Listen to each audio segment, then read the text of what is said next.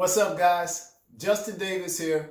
This is the 7th episode of A Principal's Perspective, where I aim to be the principal to the people, just to give you an insight into what principals think about student success and what it takes to be successful in schools. So this week's lesson, and before I get started, as always, school is in session.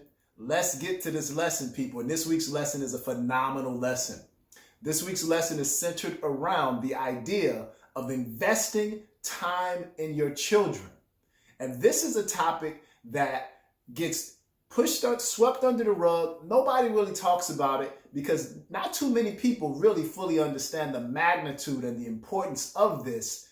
And if you don't have the time, or if you think you don't have the time, how you can actually still find a way to invest some time that can help your son or daughter be successful. So I want to speak to the mothers, the fathers, and then the mothers and fathers together, because we have to do this thing together.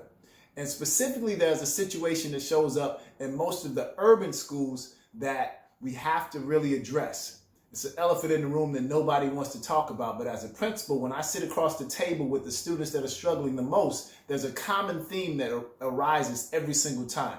And that theme is simply this: the parents aren't able to invest the amount of time that it takes in order to be successful. Let's talk to the mothers, right? Because the statistics will show you that there's an extreme amount of mothers that are single mothers in urban areas. And when I say single mothers, not to say that there isn't a father that the child knows, but just the fact that the mother is living with the son or the daughter, and that the father isn't as present as we would like for them to be.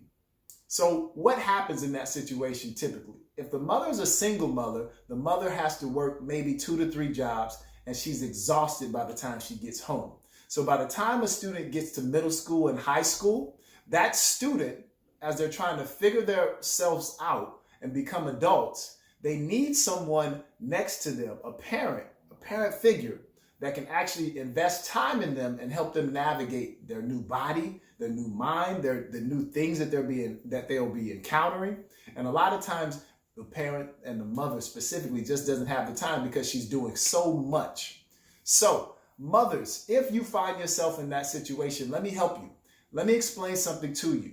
The love that you have for your son or daughter does not have to end with you. If you cannot invest the time because you are investing by paying all the bills, by having to work so many different jobs and make ends meet, then what I need you to do is partner with someone, preferably a male, but if it can't be a male, someone that you trust, right?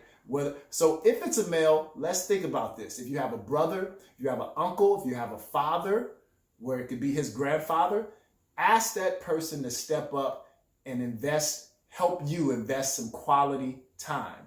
Even if it's just every other weekend, a male figure shows up and actually hangs out and does something positive and productive with that young man, or even your daughter, because daughters have to understand how they need to be treated and what type of man they need to be drawn to in their life.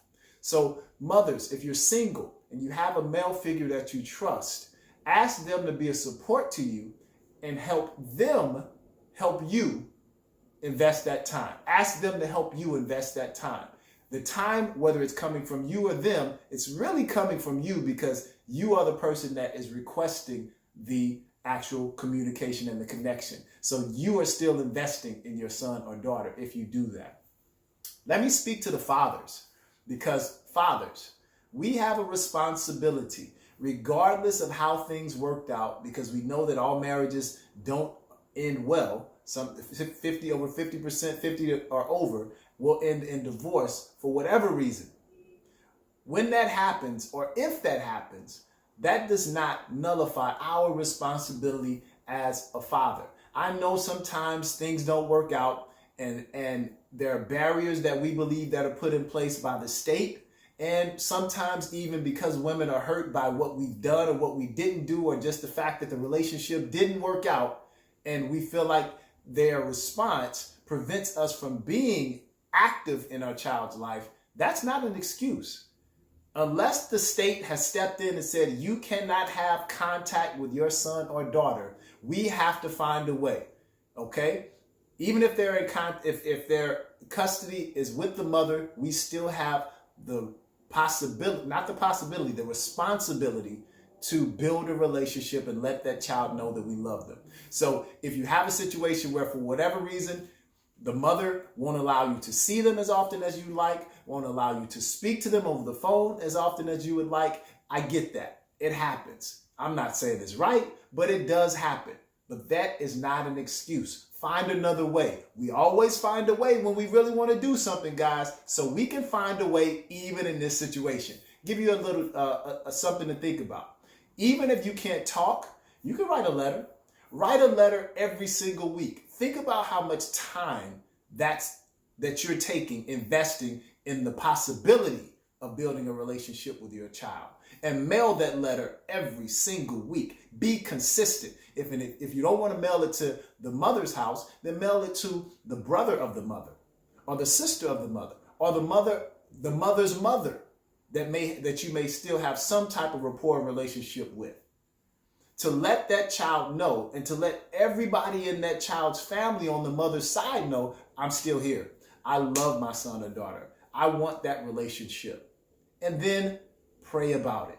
I know it sounds crazy, but if you've gotten to a place where the relationship is so broken between you and the mother of your child that your child is suffering, then you have to ask for support from a higher power, right? And you have to go there. Because if you really, really, really want that relationship, you're going to do whatever it takes. All right. So between the father and the mother, let me say this. If for whatever reason the relationship didn't work out, and I'm saying this because I've had to have this conversation behind closed doors with some people that I've been principal to and dean of students to and teacher. I've been bold enough to even have that conversation as a teacher. If for whatever reason that relationship didn't work out, as the adults in the family, because once again, it's a family, father, daughter, or son, and mother. As the adults, it's your responsibility to release all of that frustration, all of that anger, and see past what didn't happen and think about what can happen that's positive for your son or your daughter, right? That's what needs to happen in situations that for whatever reason, you all have gotten to a place where you can't communicate. Get outside yourself. Think about the young person that's involved, because what you're doing, I can promise you, will show up in your son or daughter's life in a negative way. You cannot talk badly about your son's father as a father. You cannot talk badly about your daughter's mother and anticipate that positive things are going to happen as they build their own relationships in the future. Relationship is everything.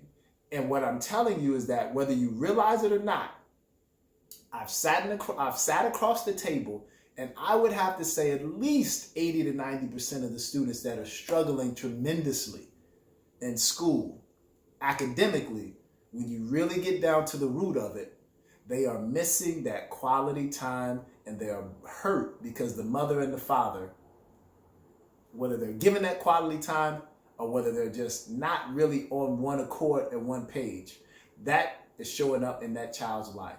So we can get past this, people. I promise you we can. I know this lesson isn't one that is going to have you jumping over the moon, but it's a message that had to be said, people. And there are going to be times that I come on here and that I'm just honest. And this is one of those times. We have a responsibility as parents to get past our hurt feelings, our emotions, and focus on our son or daughter and what it's going to take for them to be successful, right? We got to forgive and move forward. We got to let those people know that hurt us. Yeah, you hurt me, but we have something in common that we share that both of us want for success for our son or daughter. So I'm going to end there. Want you all to know that I'll be on vacation this week. So what that looks like is that means I won't be doing my post every day giving you a lesson. I'll just probably be posting a picture letting you know I'm on vacation. In New York, we have midwinter recess. And what that means is that we get the week off. I know that some of you all are jealous, but hey, I can't help that. This is the job I signed up for, right? But I love you all. I hope most importantly, that you have a wonderful work week. And as always, have a phenomenal school week. And I will see you all next week for episode 7. And I'm looking forward to bringing another spectacular lesson. And give your babies a kiss for me. You all have a great week.